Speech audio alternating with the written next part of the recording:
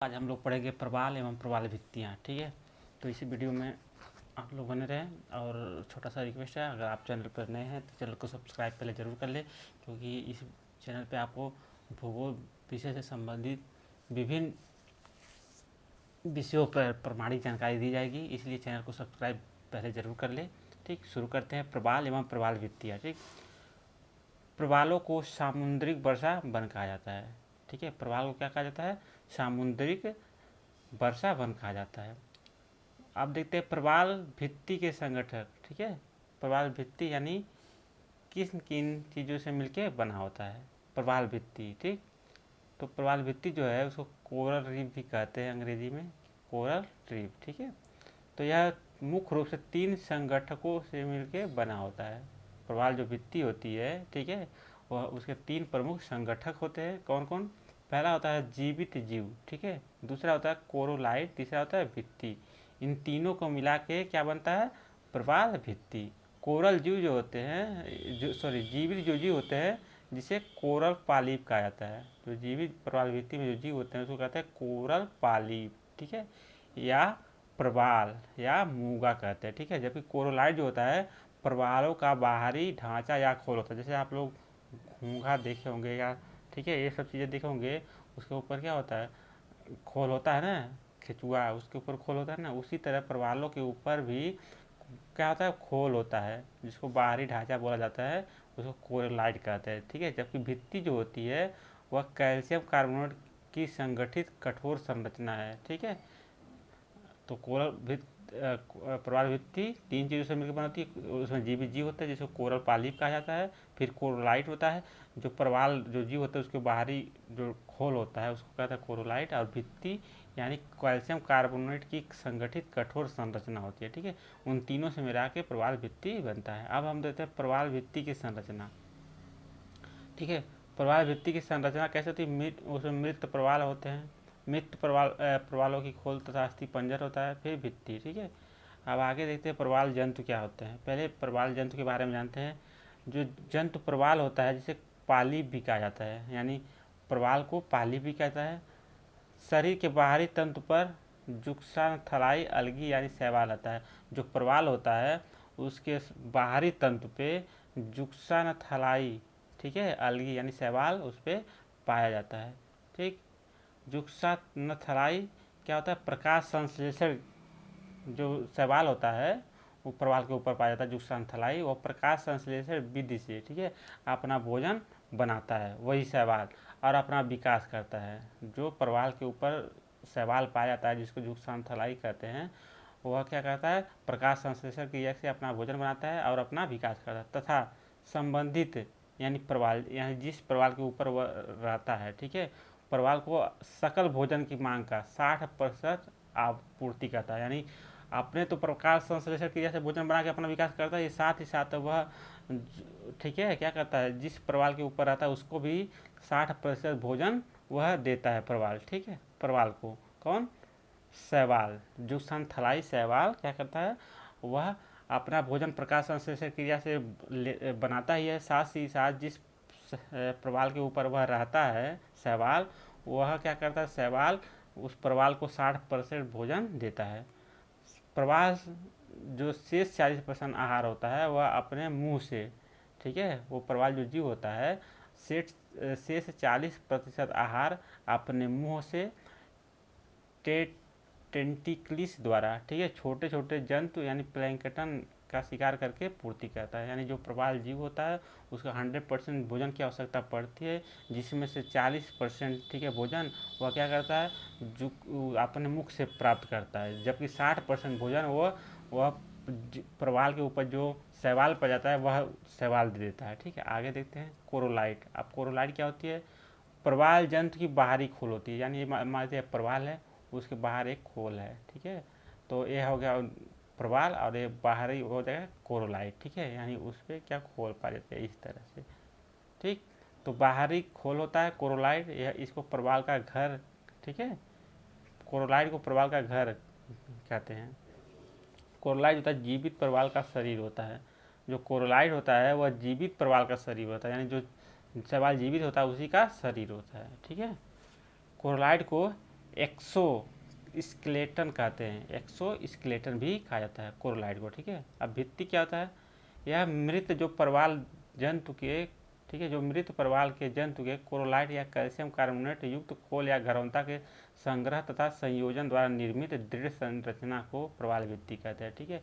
यानी जो कोरोलाइट प्रवाल के ऊपर जो खोल पाया जाता है, ठीक है, उसको कोरोलाइट कहते हैं। वही जब प्रवाल इसमें से मर जाता है, ठीक है, तो वो खोल भर बचता है, वो खोल क्या होता है, परत दर जमता है, ठीक है। तो इसी को कहते हैं प्रवाल भित्ति। ये बढ़ के एक बड़ा सा टावर बन जाता है, ठीक है, इसको प्रवाल भित्ति कहते हैं। अब आगे देखते हैं हम लोग प्रवाल जंतुओं के विकास के लिए आवश्यक भौगोलिक दशाएं, ठीक है। जो प्रवाल जंतु होते हैं उनके विकास के लिए कुछ भौगोलिक दशाएं होना आवश्यक है। जैसे तापमान, प्रवाल जंतु के विकास के लिए तापमान कितना जो है 20 से 21 सेंटीग्रेड तापमान होना चाहिए, ठीक है।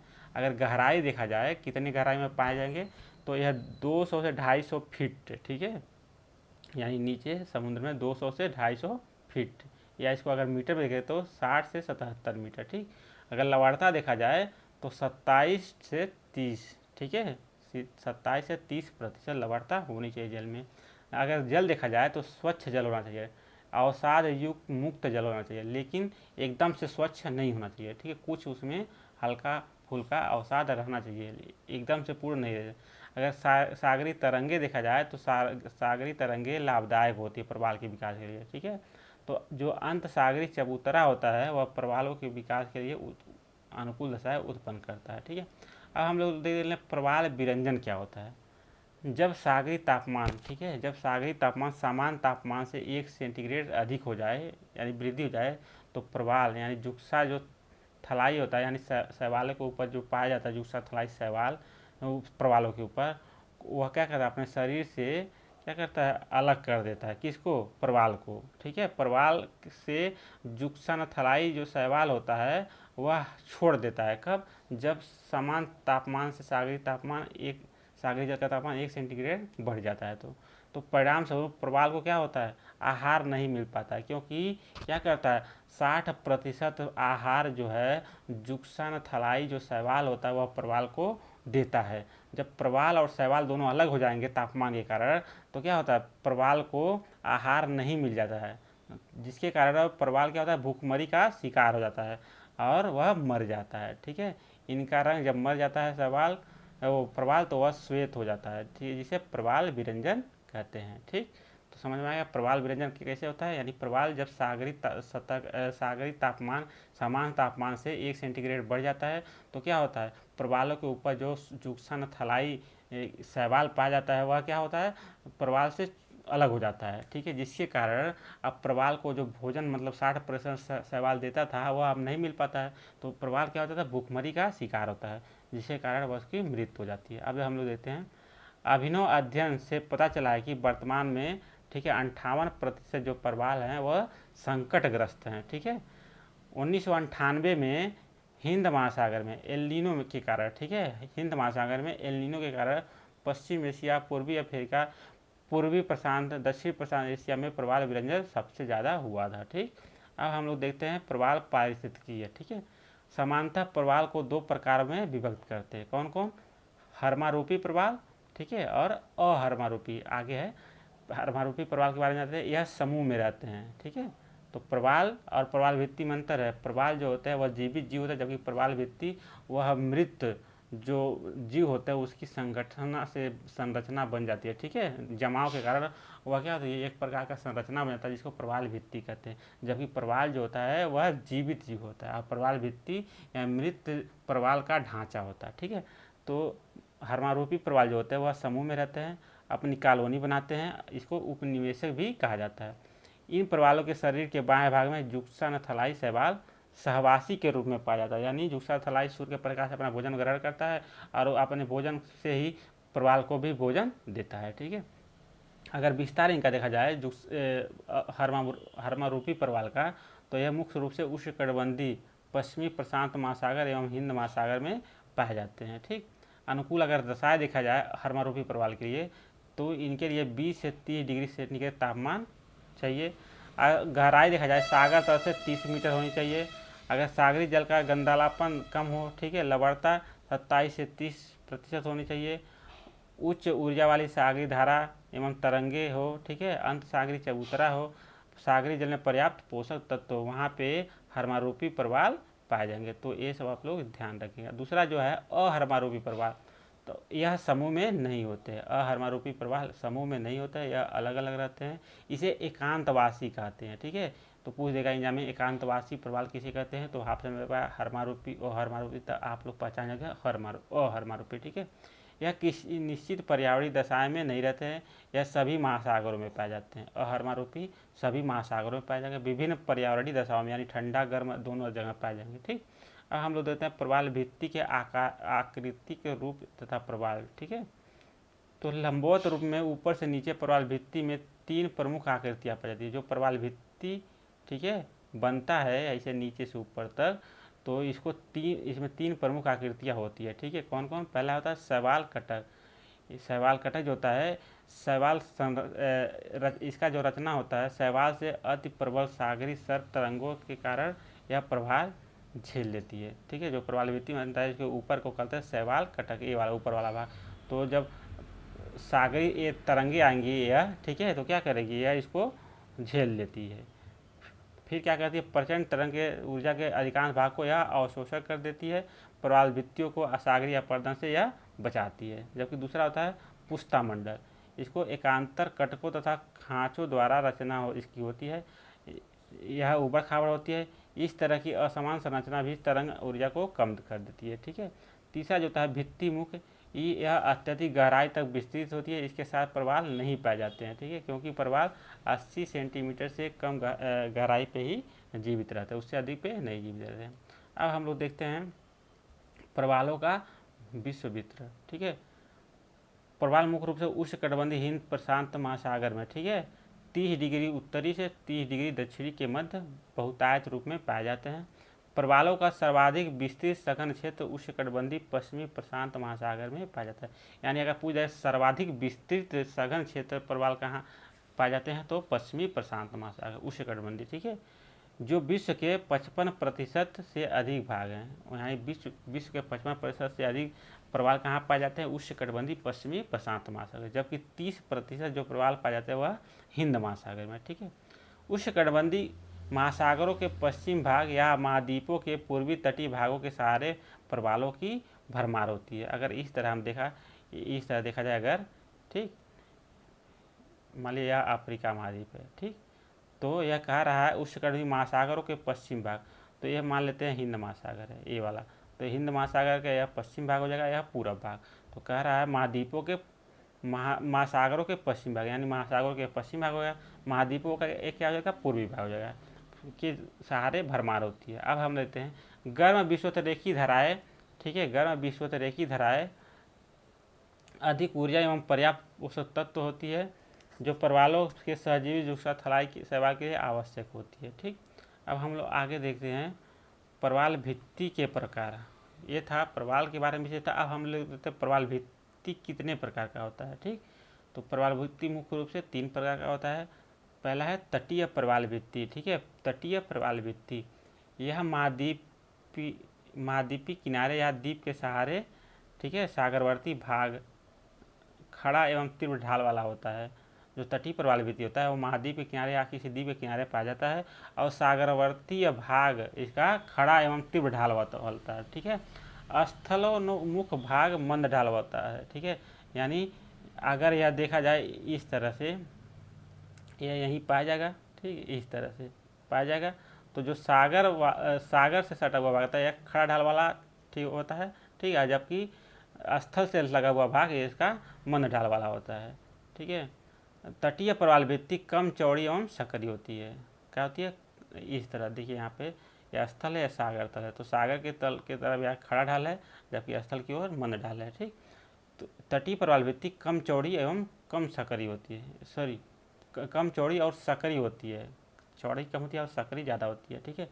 एक विस्तार अगर क्षेत्र देखा जाए तटीय प्रवाल भित्ति, तो सकाउ द्वीप, दक्षिणी फ्लोरिडा और मलेशिया में तटीय प्रवाल भित्ति पाई जाती है। अब हम लोग आगे देखते हैं दूसरा अवरोधक प्रवाल भित्ति, ठीक है। अवरोधक प्रवाल भित्ति यह सागरी तट से कुछ दूर पर किंतु तट के समानांतर पाई जाती है। ठीक है, मान लीजिए तट है और उसी तट के समानांतर यह प्रवाल भित्ति पाई जाती है, लेकिन ये सागर का तट है उससे कुछ दूर पे, ठीक है, पाया जाएगा, न कि एकदम पास में।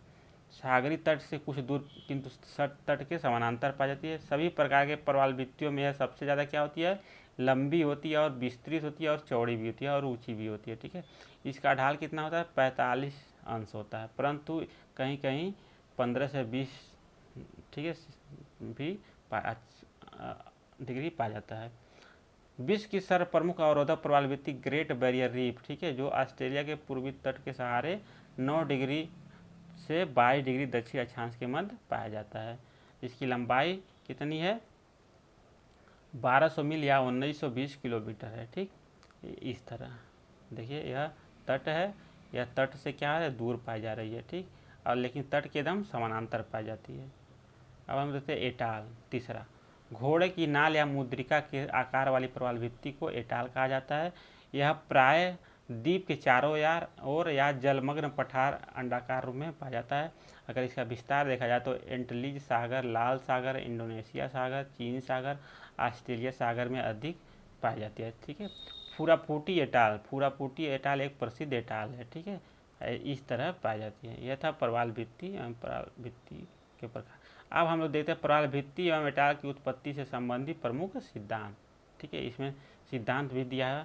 पहला है अवतलन सिद्धांत, 1837 में डार्विन महोदय ने दिया था अवतलन सिद्धांत। ठीक है, तो फिर 1842 में डेविस ने अवतरण सिद्धांत में संशोधन किया था। ठीक है, डेविस ने 1842 में क्या किया था, डेविस महोदय ने क्या किया था, डार्विन के सिद्धांत में 1914 में क्या किया था, 14 से 18 के बीच में संशोधन किया था। ठीक, फिर दूसरा है स्थिर स्तर सिद्धांत, यह 1980 में मरे महोदय ने दिया था। तीसरा है हिमानी नियंत्रण सिद्धांत, 1915 में डेली महोदय ने दिया था। तो ये था प्रवाल भित्ति से संबंधित सिद्धांत। तो 4 इसमें है, अवतरण सिद्धांत, स्थिर स्तर सिद्धांत और हिमानी नियंत्रण सिद्धांत।